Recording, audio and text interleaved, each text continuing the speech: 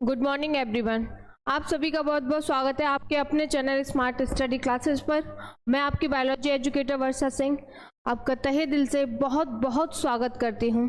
तो जल्दी से सभी बच्चे जुड़ जाएं। आज का टॉपिक आपको पता ही है क्या है। आज हम 35 मोस्ट इंपॉर्टेंट लॉन्ग क्वेश्चन देखने जा रहे हैं। ठीक, चलो क्वेश्चन नंबर फर्स्ट पे आ जाते हैं हम। क्वेश्चन नंबर फर्स्ट, अलैंगिक जनन की विभिन्न विधियों का उल्लेख कीजिए।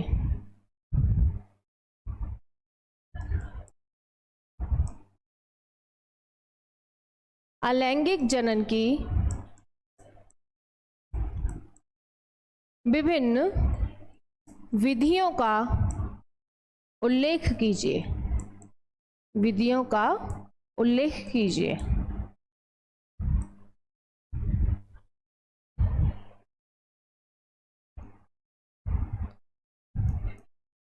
अभी कुछ हम फर्स्ट चैप्टर से भी बताएंगे भाई, हमारे यूपी बोर्ड से ही तो हट गया है, जहां से नहीं हटा है उन बच्चों को तो चाहिए होगा। नेक्स्ट क्वेश्चन है, कायिक प्रवर्धन की प्राकृतिक विधियों का उल्लेख।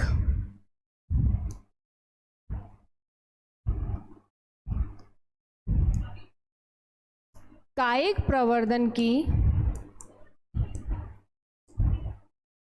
प्राकृतिक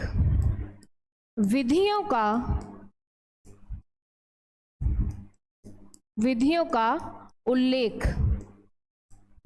कीजिए या उल्लेख कीजिए। मैं पूरा नहीं लिख रही हूं, ठीक है, उल्लेख कीजिए होगा। क्वेश्चन नंबर थर्ड पे आ जाते हैं।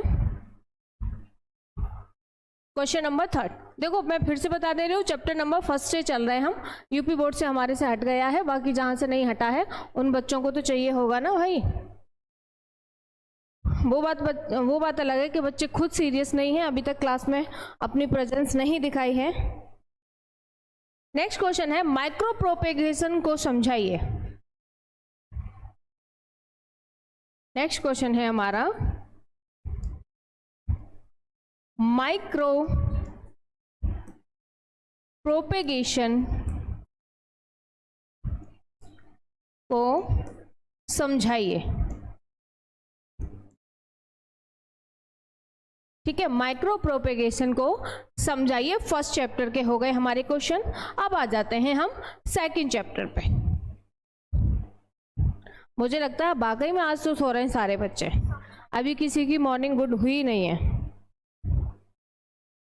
चलो भाई, आप जितने भी बच्चे हो सारे लॉन्ग क्वेश्चन को आप नोट डाउन करते रहिएगा, फिर बाद में आप बार बार पूछते हो, ठीक है ना। सारा नोट डाउन करते रहिएगा। नेक्स्ट है हमारा द्विनिषेचन।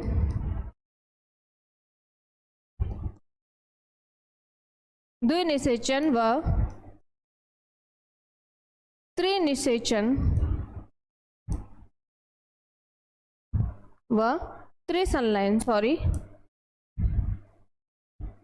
द्विनिषेचन व त्रिसंलयन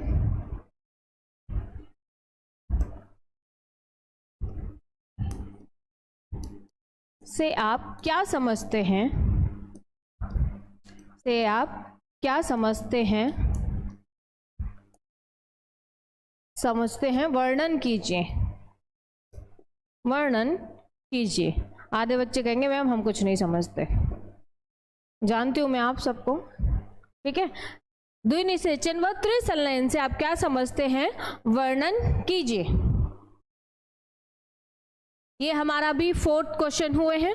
1 2 3 5, 1 2 3 4, ठीक है। हाँ भाई, ऐसे कुछ बच्चे हैं, जैसे मैंने लिखा है, त्रिसंलयन से आप क्या समझते हैं? मैम हम कुछ नहीं समझते, जो कुछ समझना है आप ही समझ लो।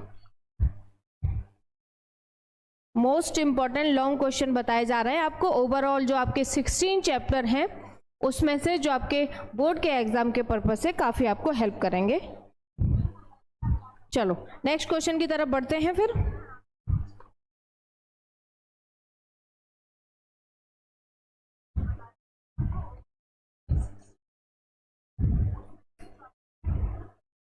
चलिए क्वेश्चन नंबर 5 पे आते हैं हम।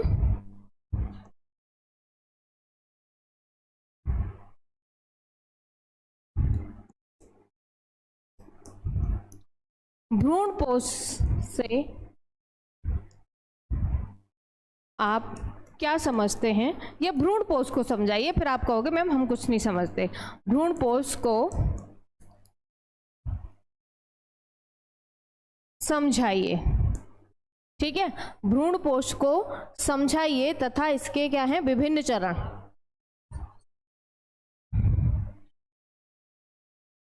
ऐसे लिख देते हैं, भ्रूणपोष क्या है तथा इसके विभिन्न चरणों को बताइए। ठीक है, भ्रूणपोष क्या है तथा इसके विभिन्न चरणों को बताइए। भ्रूणपोष के विभिन्न चरणों को बताइए। क्वेश्चन नंबर 5 पे आ जाते हैं। क्वेश्चन नंबर 5 है हमारा, बीजांड की संरचना का सचित्र वर्णन। बीजांड की संरचना का सचित्र वर्णन, यानी कि चित्र सहित सचित्र वर्णन। सचित्र वर्णन का मतलब चित्र सहित आपको वर्णन करना है। ठीक है, चित्र सहित आपको वर्णन करना है। चलो आगे बढ़ते हैं।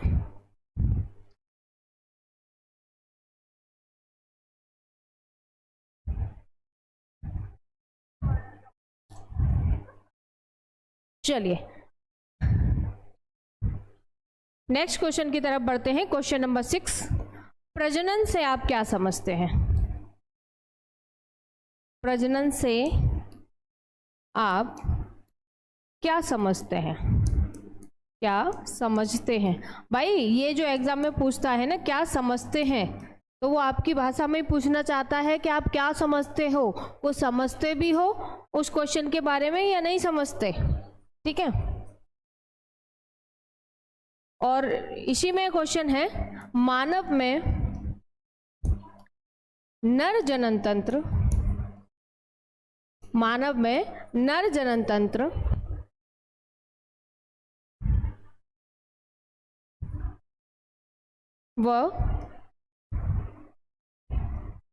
व मादा जनन तंत्र का संक्षिप्त वर्णन, संक्षिप्त वर्णन कीजिए।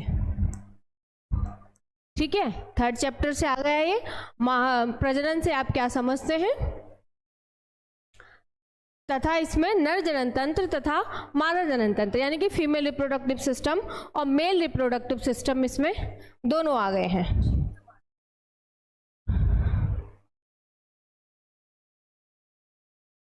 अभी पता है क्या है, जब आप लोगों को कुछ बताया जाता है तब आप लोग सीरियस नहीं रहते हो, जब नहीं बताया जाता तब पूछते हो बार बार कमेंट करके।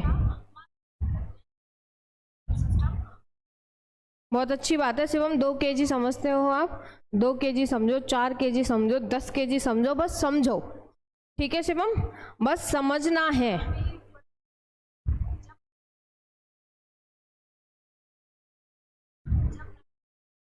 यस मैम, क्लियर है। चलो आगे बढ़ते हैं। नेक्स्ट क्वेश्चन है हमारा यहां पर शुक्र जनन।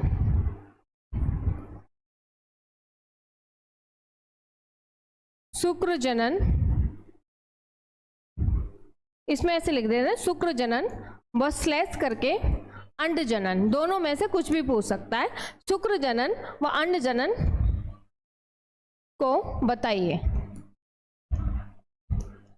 ठीक है, शुक्र जनन व अंड जनन को बताइए, या हम कहेंगे समझाइए।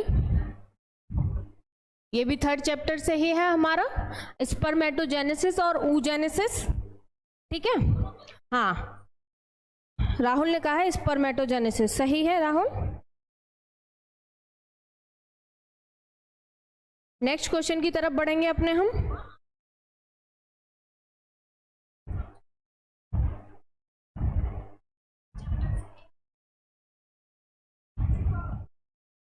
नेक्स्ट क्वेश्चन है हमारा, हाँ कल भी मैंने ये तो आपको शायद मैंने कल या परसों में ही बताया था। बंध्य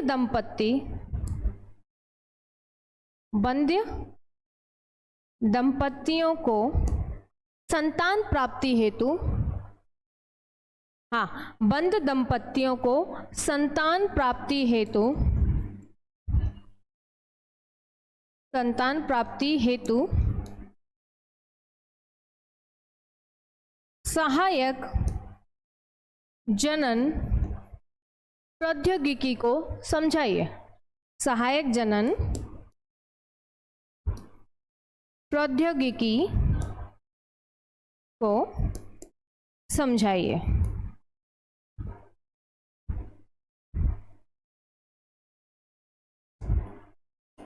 ठीक है, बंध दंपतियों को संतान प्राप्ति हेतु सहायक जनन बंध दंपतियों में, अब ठीक है, बंध दंपतियों में संतान प्राप्ति हेतु सहायक जनन प्रौद्योगिकी को आपको समझाना है। क्वेश्चन नंबर 9,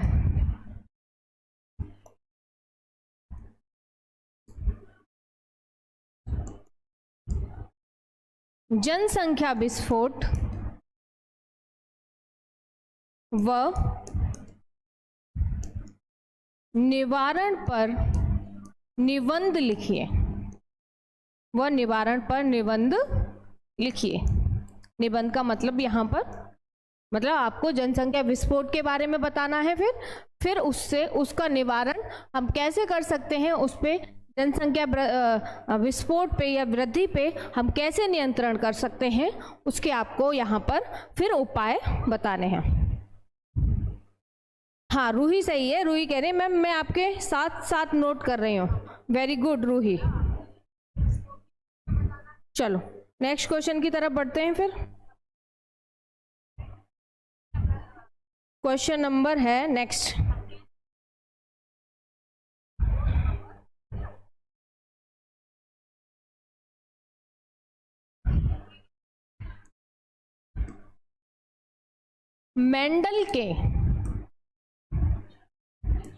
मेंडल के नियमों को समझाइए।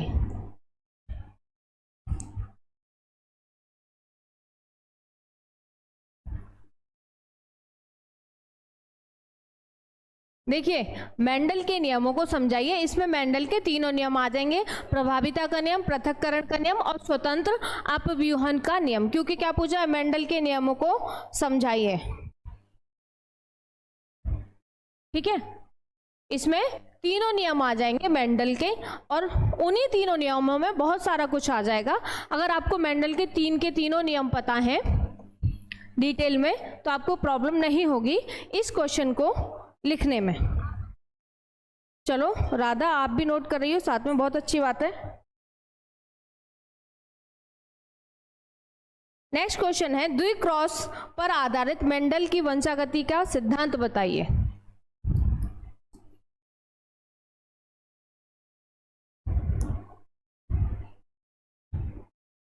द्विक्रॉस पर आधारित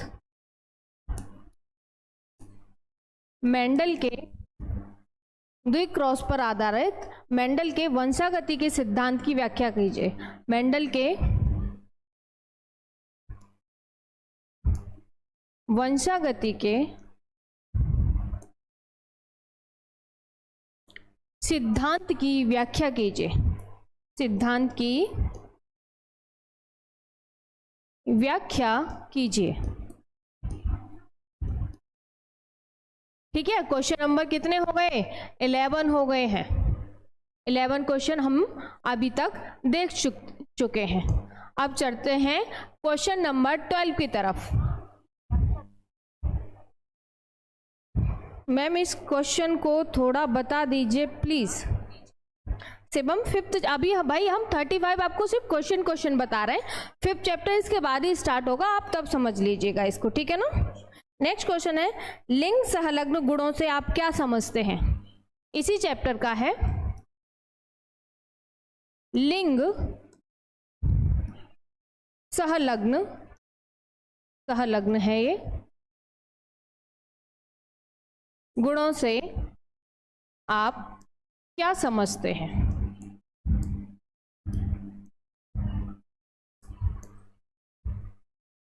ठीक है, लिंग सहलग्न यानी कि सेक्स लिंकेज बोलेंगे इसको, इंग्लिश में क्या बोलेंगे? सेक्स लिंकेज बोलेंगे, लिंग सहलग्न।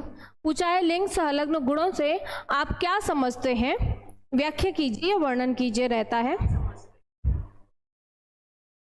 प्रियंका शुक्ला, मैं फिर से बोल दे रही हूँ, 5th चैप्टर हमारा स्टार्ट होने वाला है, सारा कुछ आपको डिटेल में बताएंगे।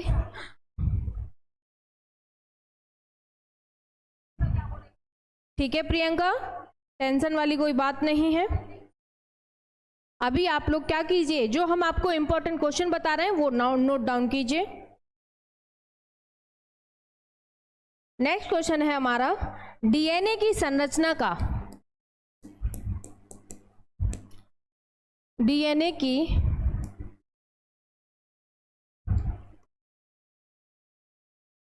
की संरचना के वॉटसन व क्रिक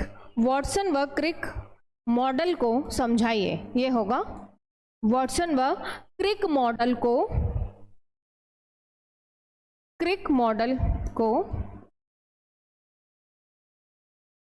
अच्छा इतना ही है भाई, थोड़ा सा छोटा कर लेते हैं बस। हाँ, क्रिक मॉडल को चित्र सहित समझाइए, चित्र सहित समझाइए। अब इसमें आपको वॉटसन तथा क्रिक ने जो डीएनए का डबल हेलिकल स्ट्रक्चर दिया था वो आपको यहाँ पर उसका डायग्राम बनाते हुए डिटेल में उसको बताना है। जी मैम कर रहे हैं, बहुत अच्छी बात है। चलो क्वेश्चन नंबर 14 की तरफ बढ़ते हैं। अब क्वेश्चन नंबर 14 है हमारा, आरएनए को मैसेंजर आरएनए या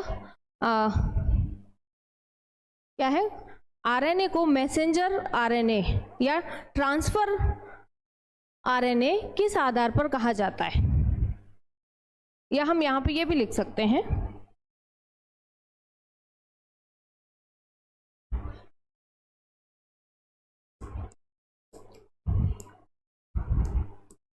आरएनए से आप क्या समझते हैं, क्या समझते हैं, यह या हम ये कह सकते हैं इसके प्रकारों का वर्णन कीजिए,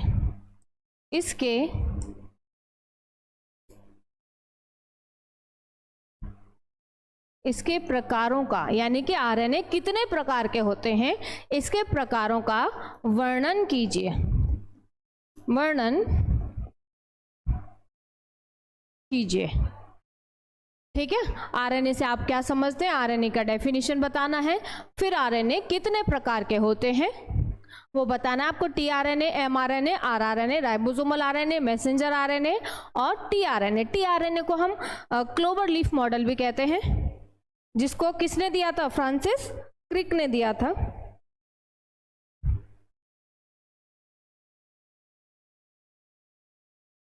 चलो आगे बढ़ते हैं फिर।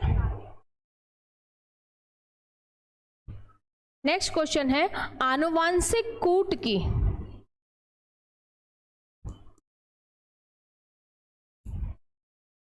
आनुवांशिक कूट यानी कि जेनेटिक क्या आएगा, जेनेटिक कोड। हाँ, इसको आनुवांशिक कूट को इंग्लिश में क्या कहेंगे, जेनेटिक कूट कहेंगे, आनुवांशिक कूट।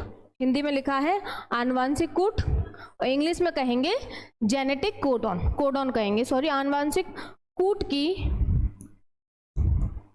व्याख्या कीजिए,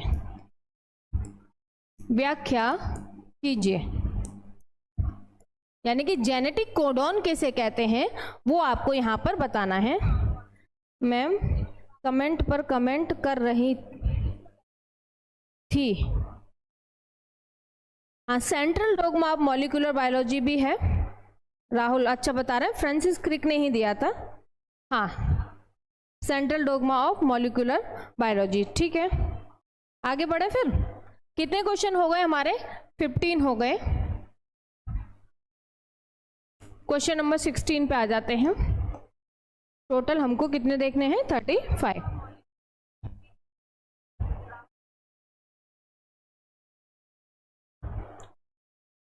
सिद्धि क्विज बॉय, एक तो आप पता नहीं कैसे कैसे तो नाम रखते हो अपने।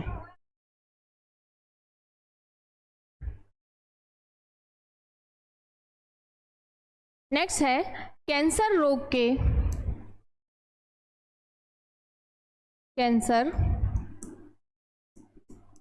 के कारक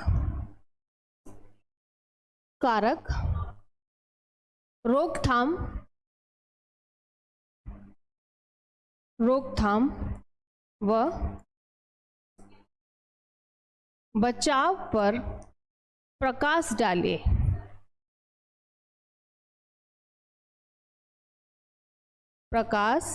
डालिए। अब ये जो जोक आता है ना, प्रकाश डालिए टॉर्च बना के, वो वाला प्रकाश मत डाल देना, ठीक है? छोटे बच्चों का वो आता है ना, जोक्स में आता है, लो क्वेश्चन आए प्रकाश डालिए, बच्चे ने प्रकाश डाल दिया।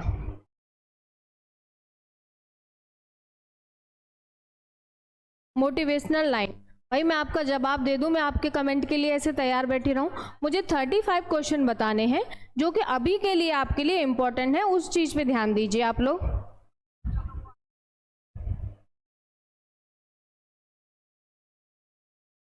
चलिए,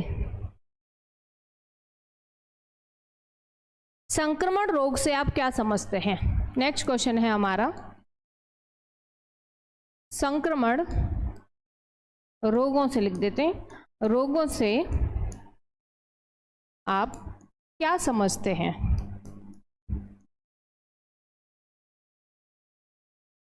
क्या समझते हैं? 2 उदाहरण देके इनके कारक, लक्षण व रोकथाम की विधि लिखिए। इनके कारक, रोकथाम व लक्षण की विधि लिखिए। लक्षण की विधि लिखिए, ठीक है? ये हो गए हमारे 17 क्वेश्चन। आगे बढ़ते हैं हम। प्रतिरक्षा से आप क्या समझते हैं?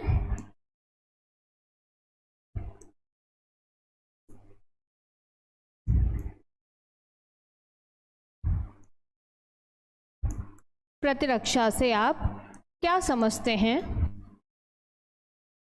आगे क्या है इसमें? आगे है प्रतिरक्षा तंत्रों का वर्णन कीजिए। प्रतिरक्षा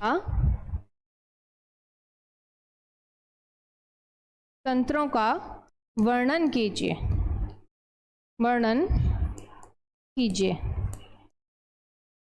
ये है हमारा क्वेश्चन नंबर 18। अब हम बढ़ेंगे अपना क्वेश्चन नंबर 19 की तरफ,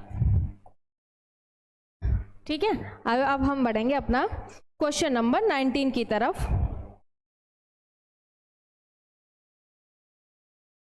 आप लोग ऐसे ही करते हो, जब आपको, ये मैं बहुत पहले भी बोल चुकी हूँ, जब बताया जाता है इंपॉर्टेंट तब आपका बिल्कुल ध्यान नहीं रहता, जब नहीं बताया जाता तब पूरा ध्यान आपको उसी चीज़ पे रहता है कि मैम इंपॉर्टेंट क्वेश्चन लिखवा दीजिए, मैम इंपॉर्टेंट चैप्टर बता दीजिए, इंपॉर्टेंट टॉपिक बता दीजिए।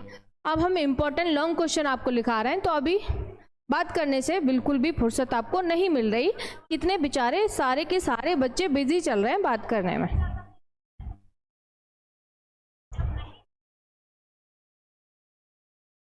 नेक्स्ट क्वेश्चन है हमारा बायोगैस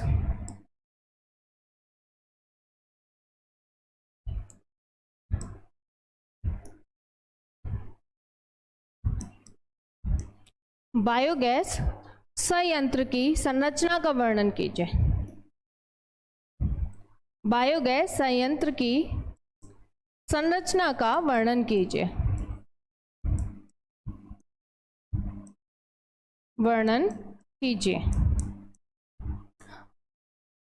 भाई आपको ये तो पता होना चाहिए कि लॉन्ग क्वेश्चन हमको कौन कौन से पढ़ने हैं जो इम्पोर्टेंट है, मोटिवेशनल है, कम से कम ये पता तो होना चाहिए कि लॉन्ग क्वेश्चन हमें कौन कौन से पढ़ने हैं जो हमारे बोर्ड के एग्जाम से रिलेटेड हैं। कॉन्सेप्ट अभी हुआ है नहीं हुआ है उस बात पे ध्यान नहीं देना है,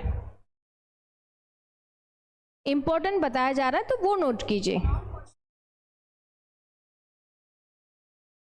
हाँ सही कह रहे हो, कुछ बच्चे सिर्फ हेलो हाय करने आते हैं। हेलो, आप कैसी हो? मैं ठीक हूँ, आप कैसे हो? आप कहाँ से हो? आपने चाय पी? आपने नाश्ता किया? मेरे फ़ोन की बैटरी लो है, बाद में बात करते हैं। ये सब बातें, ये ऐसे आपका चलता रहता है।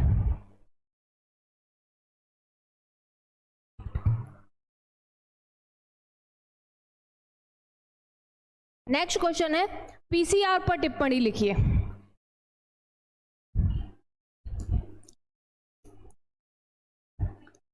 पीसीआर पर टिप्पणी लिखिए।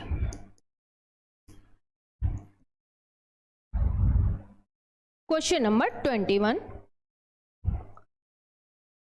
ऐसा नहीं है मैं आप लोगों के कमेंट नहीं देखती, क्वेश्चन लिखने के बाद मैं देखने लग जाती हूँ।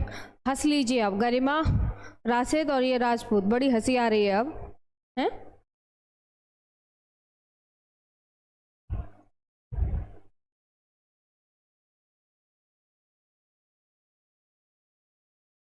सादाब सिद्दीकी, धन्यवाद, शुक्रिया बहुत बहुत आपका। डेली क्लास होती है रौनक, ऐसी बात नहीं है, ठीक है, हमारी क्लास डेली होती है, ठीक है। नेक्स्ट क्वेश्चन की तरफ बढ़े। प्लाज्मिड वेक्टर पर टिप्पणी लिखिए। प्लाज्मिड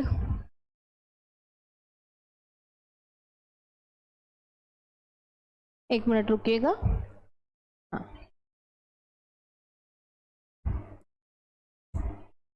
प्लाज्मिड वेक्टर पर टिप्पणी लिखिए।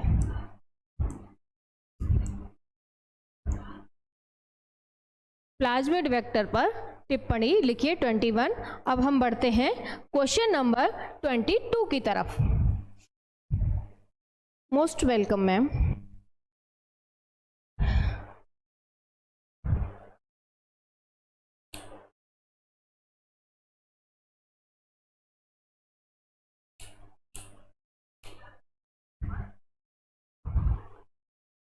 चलिए नेक्स्ट क्वेश्चन है, बीटी फसल, बीटी फसल से आप क्या समझते हैं?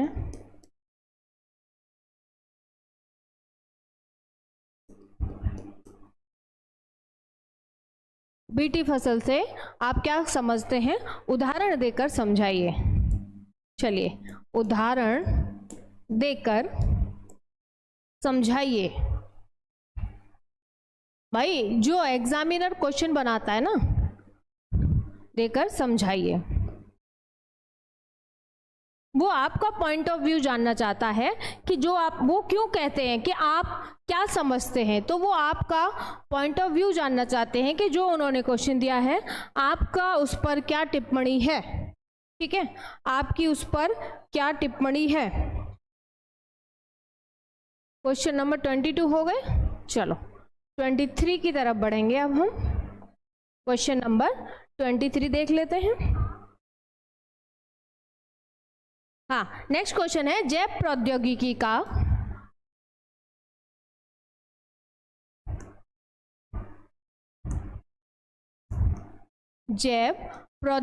का मानव जीवन, मानव जीवन में क्या महत्व है? मानव जीवन में क्या महत्व है?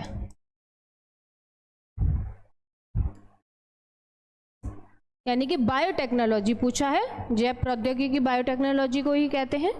कि बायोटेक्नोलॉजी का मानव के जीवन में क्या महत्व है, ये आपको बताना है।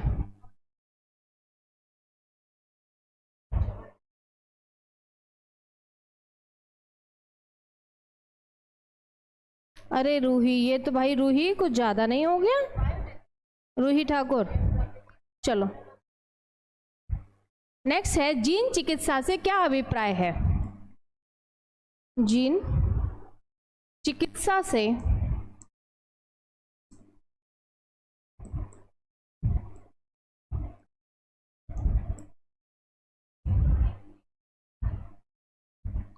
क्या अभिप्राय है, यानी कि यहाँ पे आपको जीन चिकित्सा के बारे में बताना है। क्वेश्चन नंबर 25 की तरफ बढ़ेंगे अब हम।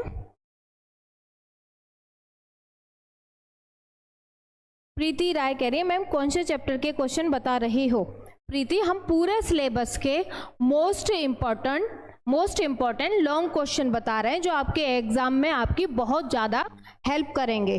ठीक है प्रीति?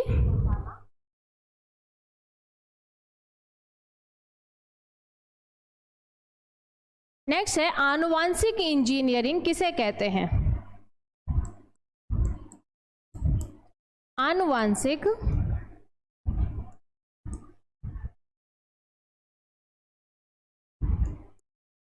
आनुवांशिक इंजीनियरिंग किसे कहते हैं? वर्णन कीजिए। ठीक है, आनुवांशिक इंजीनियरिंग किसे कहते हैं, वर्णन कीजिए। क्वेश्चन नंबर 26 की तरफ बढ़ेंगे अब हम। प्रीति बता दिया है, आप पूछ रही थी कौन कौन से चैप्टर के क्वेश्चन करा रहे हैं, तो हम टोटल आपका जो सिलेबस है 15-16 चैप्टर का, उसके हम सारे पूरे चैप्टर के, मतलब टोटल जो आपका सिलेबस है बायो का, सारे सिलेबस में आपके मोस्ट इंपॉर्टेंट लॉन्ग क्वेश्चन बताए जा रहे हैं,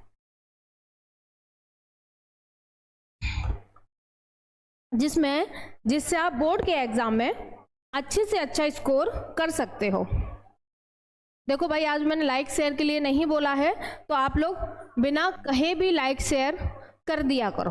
ठीक है, बिना कहे भी लाइक शेयर कर दिया करो। नेक्स्ट क्वेश्चन है कीस्टोन प्रजातियों या कहेंगे हम जातियों पर टिप्पणी लिखिए। जातियों पर टिप्पणी लिखिए। कीस्टोन प्रजाति या कहेंगे जातियों पर टिप्पणी लिखिए। क्वेश्चन नंबर 26 था हमारा। अब हम देखेंगे क्वेश्चन नंबर हमारा 27। एक मिनट रुकिएगा।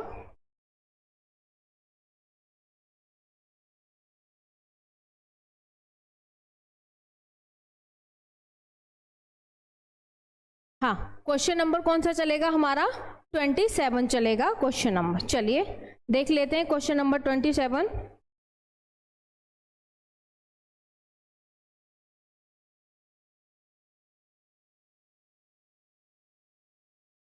हाँ, ये है मृदा परिच्छेदिका पर टिप्पणी लिखिए, यानी कि सॉइल प्रोफाइल। मैं इंग्लिश में लिख देती हूँ यहाँ पर, सॉइल प्रोफाइल। हिंदी में लिखा है परिच्छेदिका।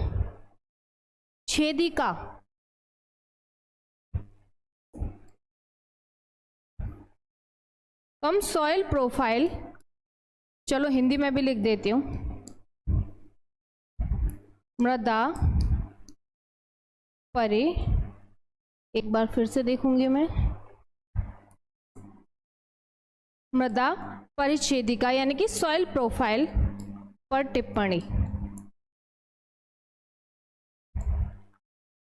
टिप्पणी कीजिए। ठीक है, सॉइल प्रोफाइल पर आपको टिप्पणी करनी है। क्वेश्चन कितने हो गए हमारे? 27 हो चुके हैं।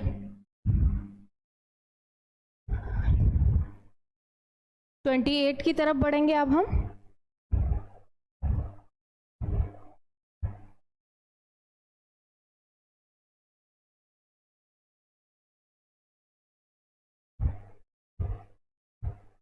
नेक्स्ट क्वेश्चन है हमारा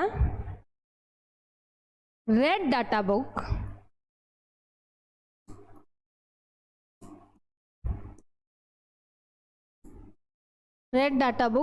से आप क्या समझते हैं, इसकी उपयोगिता बताइए।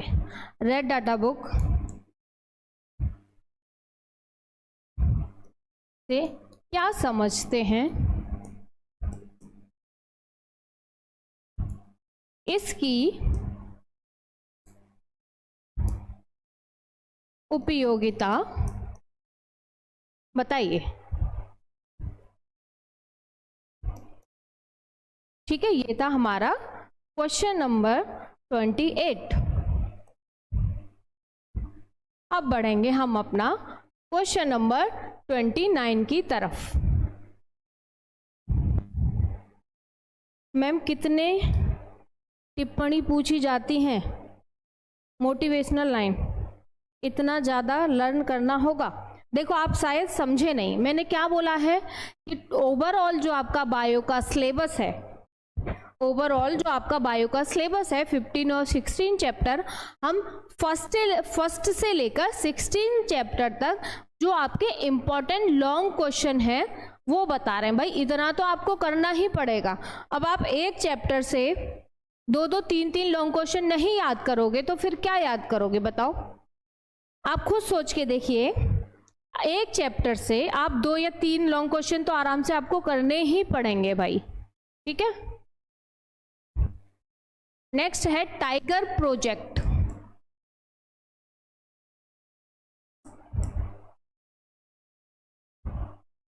पर टिप्पणी कीजिए। इतना तो भाई करना पड़ेगा, बिना मेहनत किए फल आपको नहीं मिलेगा। आप खुद ही सोच लो भाई, एक चैप्टर है, ठीक है, एक चैप्टर से आपको 2 या 3 लॉन्ग क्वेश्चन याद करने में प्रॉब्लम आ रही है, इतना तो आपको करना पड़ेगा, इतना तो आपको करना ही पड़ेगा अगर आपको अच्छे मार्क्स लाने हैं तो। समझ रहे हो मेरी बात को?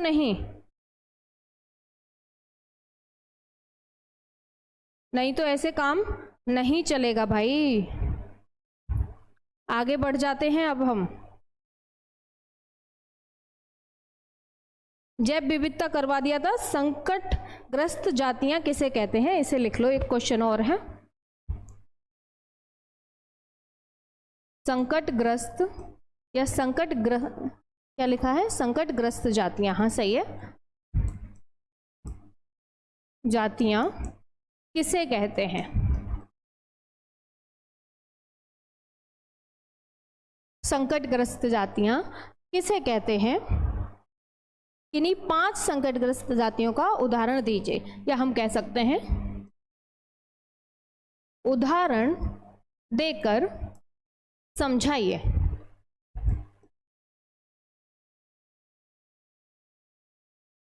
ठीक है, उदाहरण देकर समझाइए संकटग्रस्त जातियों के बारे में। क्वेश्चन नंबर 31 पे आ जाते हैं।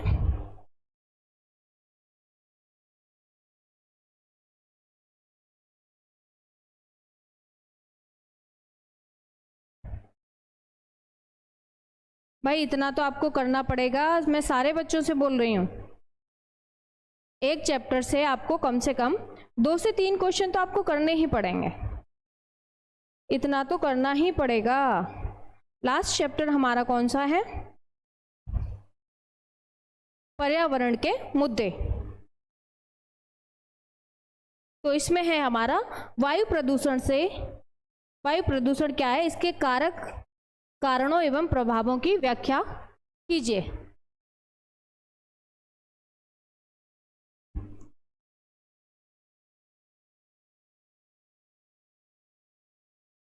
वायु प्रदूषण क्या है, इसके कारण क्या है, घरेलू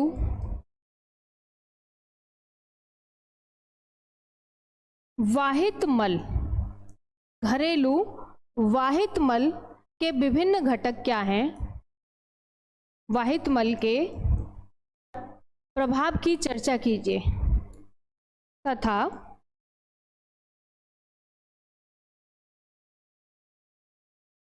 वाहित मल का क्या है, तथा वाहित मल के नदी में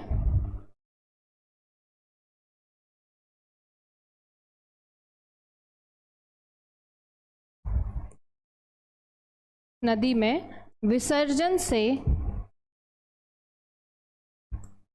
होने वाले दुष्परिणामों या कहेंगे होने वाले प्रभावों की चर्चा कीजिए।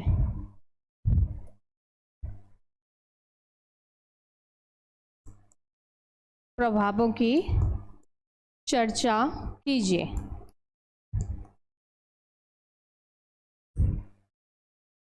क्वेश्चन नंबर 33 की तरफ बढ़ेंगे हम।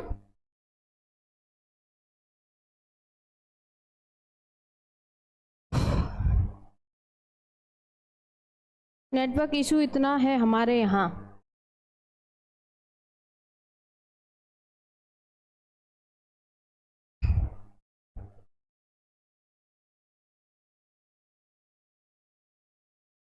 ग्रीन हाउस प्रभाव क्या है, या कहेंगे ग्रीन हाउस पर टिप्पणी दीजिए।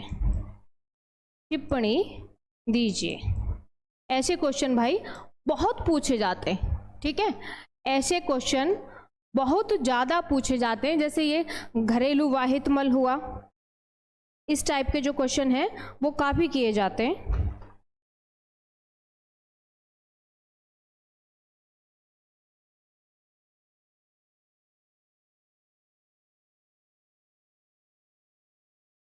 दो क्वेश्चन बचे हैं हमारे 34 और 35, उनको देख लेंगे अभी।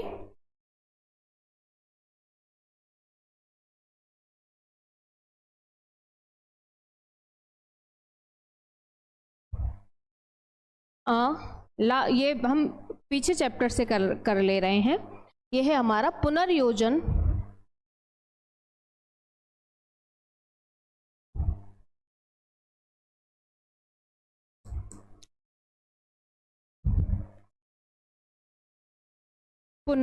या कहेंगे पुनर्योगस डीएनए तकनीकी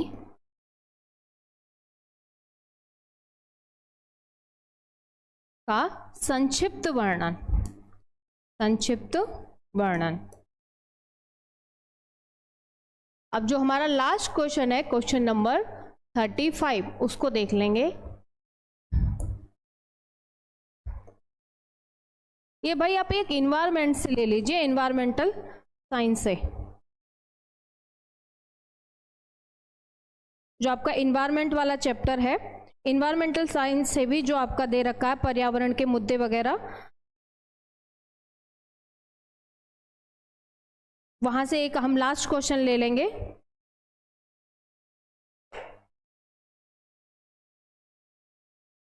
हाँ, नेक्स्ट क्वेश्चन है हमारा पारितंत्र के घटकों की व्याख्या कीजिए।